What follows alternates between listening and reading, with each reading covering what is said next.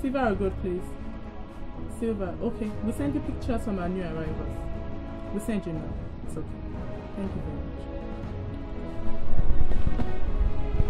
much. Maureen. Maureen! Yes, ma'am. I need pictures of this. And please don't make me shout. I need pictures of this. Silver rings. I need it now. Take it off. Okay, ma'am. Fooled you, didn't I? You're probably thinking, look at this boss lady. She has a great business, a husband, children, a car, a house. I have all of this. But you know, my life is not something you want. And before you call me ungrateful, come to my house.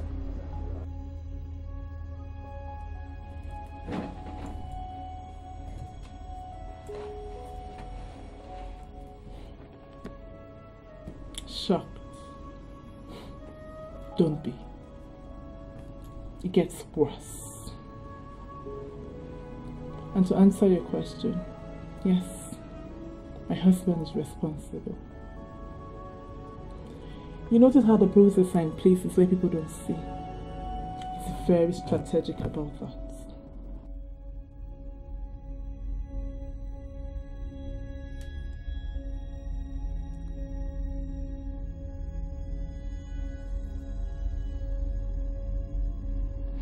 You look like a million questions running through your mind. But let me prompt your first question. What did I do wrong? But before I answer that, let me give you some context.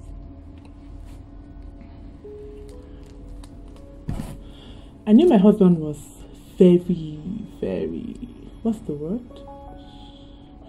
Orderly. Yeah, that's it. The kind of man who wants his toothbrush kept at a certain angle. Who wants his toothpaste pressed from the end and not the middle. The kind of man who wants his soap to be dabbed with a towel and kept in the soap case after use. The kind of man that believes that you shouldn't eat anywhere else in the house except in the dining room. That's the kind of man I married.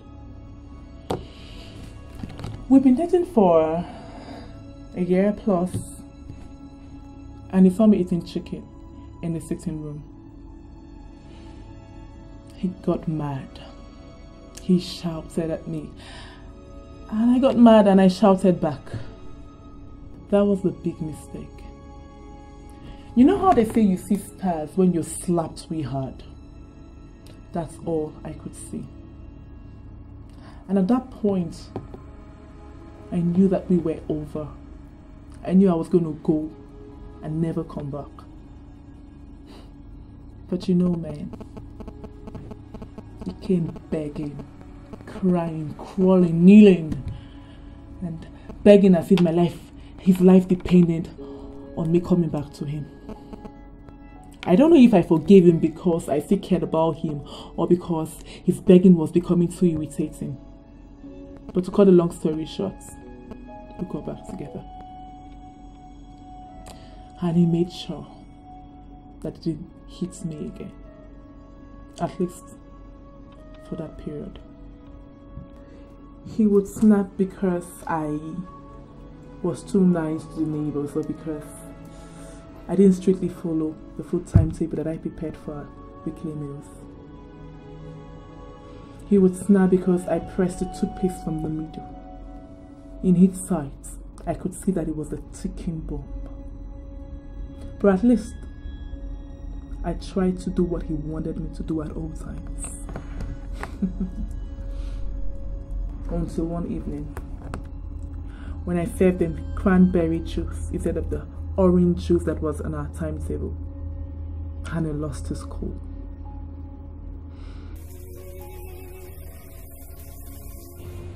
So where was I?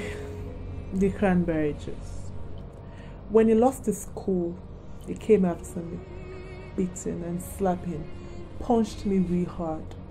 I tried to fight back, but that got him infuriated. To cut a long story short, I got hospitalized, wondering where my kids are. They went to their grandmother's place for school nights. Talking about my kids.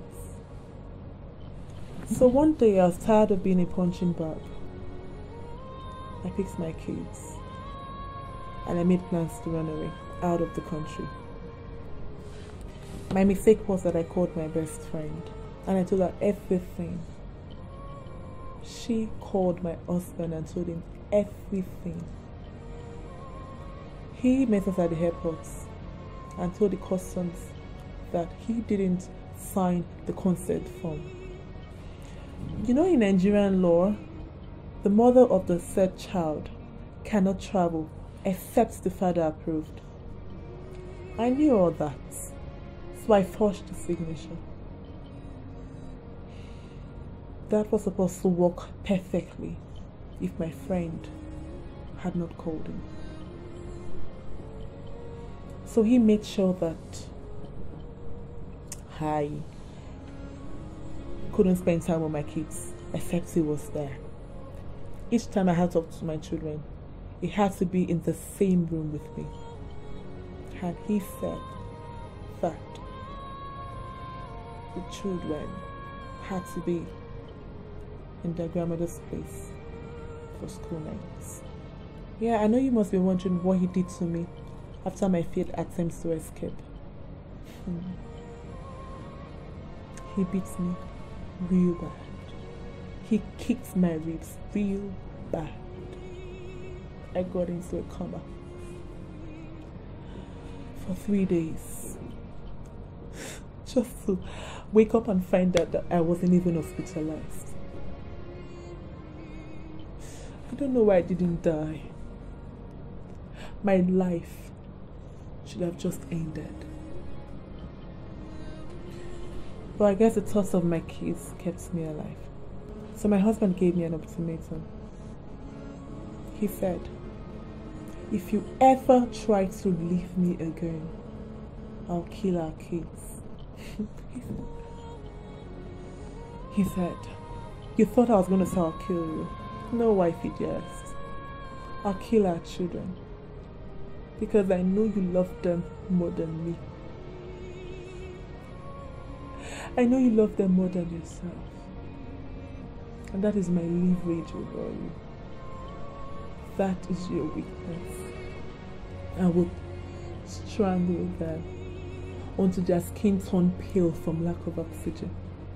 He said, leave me and watch me do this, and I'll make sure you watch me do this. I remember those words.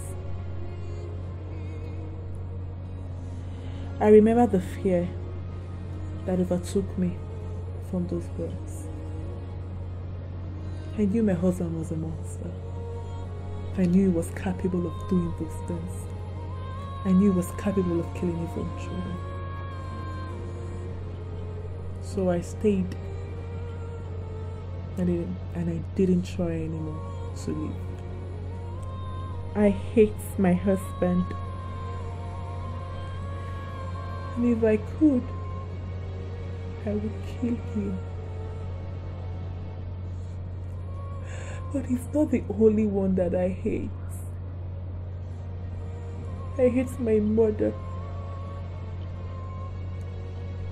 Because she's so concerned about my appearances even more than my pain. Because for her, my husband is a catch. And many women who die to have him. I hate my pastor. Because he says divorce is not the will of God. I hate him for raising his voice and condemning my desire for divorce and bringing his voice down each time he addresses my husband about his abuse. I hate my friends because they say that if I do better and stop provoking my husband, God will take control. I hate the society. I hate everybody who excuses his abuses, his violence because they think that I provoke him to anger. So if one day I die from the beatings of my husband, don't blame my husband alone. Blame my mother, because she cares about my appearances even more than my pain. Blame my friends, because they say, what kind of scandal will it bring to the community and the church? Because my husband is a great philanthropist. So what kind of scandal will it bring? Blame the society because they kick against divorce. Blame my pastor because he says divorce is not God's will. Blame Nigeria because they do not have laws that adequately protect me or people like me. Blame yourself. Yes, you. Because in all this, you may keep quiet, and your silence supports domestic violence. What's the thing that it say? That if you keep quiet in the place of human rights abuse, you have already taken a side. And while you are within your rights to blame me, tell me if you would leave and play gamble with your children's lives. My husband is back, and seeing that dinner has not been served, I'm going to receive a hell lot of business today. But let's see if tonight is the night that I give up and go overboard.